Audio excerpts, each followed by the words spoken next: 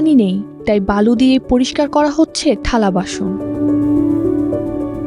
পৃথিবীর কিছু মরু অঞ্চলে এটাই মানুষের নিত্যদিনের বাস্তবতা।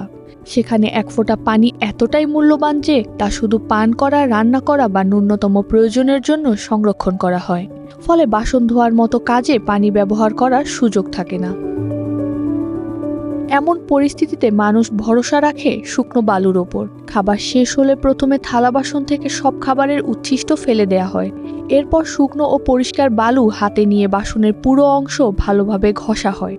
বালুর দানাগুলো ঘর্ষণের মাধ্যমে তেল, চর্বি ও শুকিয়ে যাওয়া খাবারের অংশ তুলে ফেলতে সাহায্য করে। এরপর বাসনটি ঝেড়ে বা শুকনো কাপড় দিয়ে মুছে আবার ব্যবহার করা হয়। এই পদ্ধতি নতুন নয়। শত শত বছর ধরে মরুভূমির কিছু যাযাবর সম্প্রদায়, যেমন বেদুইনদের মধ্যে এবং আফ্রিকা ও মধ্যপ্রাচ্যে তীব্র পানির সংকটপূর্ণ কিছু অঞ্চলে এটি প্রচলিত।